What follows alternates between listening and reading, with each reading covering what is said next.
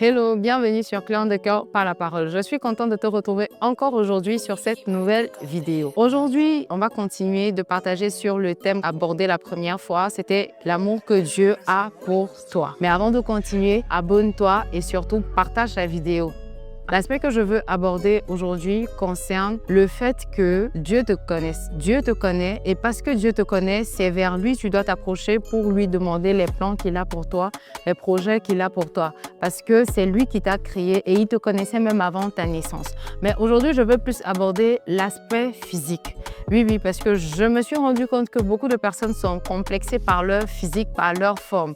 Elles ne se sentent pas aimées à leur juste valeur à cause de leur corps. Surtout les jeunes personnes ont de la difficulté en fait à s'aimer, à s'accepter en fait comme elles sont, surtout sur le plan physique.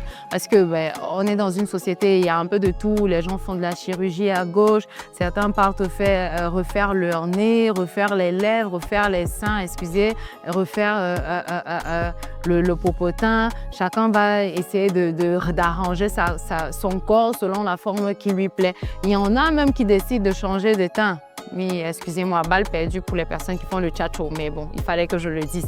Donc aujourd'hui, en fait, ce que je veux dire, c'est que tel que Dieu t'a créé, tel que Dieu t'a façonné, non seulement il a des plans pour toi, mais physiquement aussi, il n'est pas bête, en fait.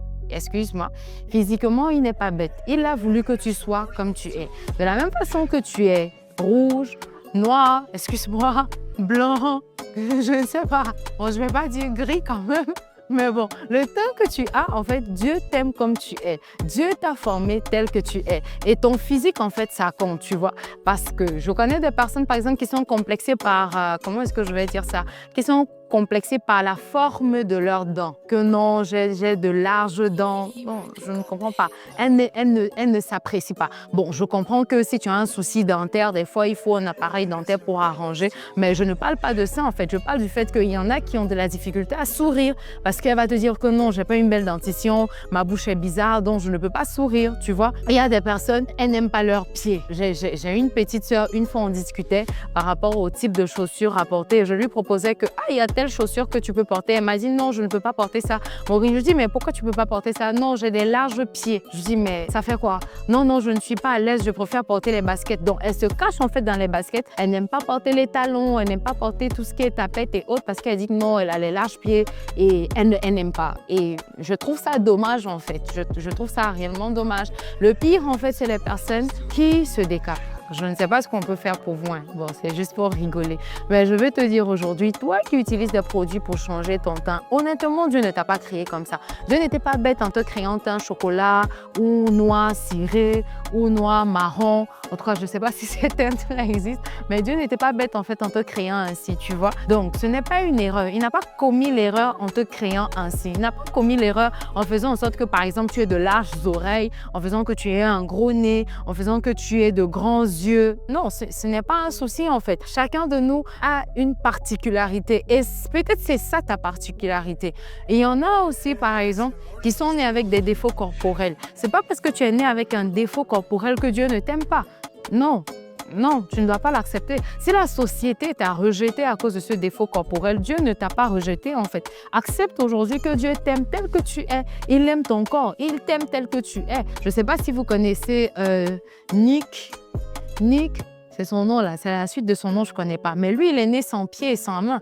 Mais il est marié, il a de beaux enfants et il a épousé une belle femme. Vous réalisez? Donc, imagine en fait, lui, il est né sans pied. Et dans son histoire, il raconte que très souvent dans son armoire, jusqu'au jour d'aujourd'hui, il a une paire de chaussures où il dit, Seigneur, j'attends que tu me donnes les pieds pour que je puisse porter mes chaussures. Mais ce gars, il a de l'impact terrible. C'est un grand évangéliste. Il est dans le domaine du leadership, il organise des conférences et tout. Donc, ce n'est pas à cause de ta position, ce n'est pas à cause de ton physique en fait que Dieu n'a pas un plan pour toi. Ce n'est pas parce que par exemple tu es extropié ou tu as eu un accident par mégarde, peut-être tu as eu une main, un bras cassé ou un pied. Ce n'est pas parce que tu as eu ça en fait que Dieu ne va pas t'utiliser. tu vois. Or, aujourd'hui, en fait, plusieurs d'entre nous, on se cache derrière les défauts. C'est nous-mêmes, on appelle ça défaut, mais lui, il n'appelle pas ça défaut.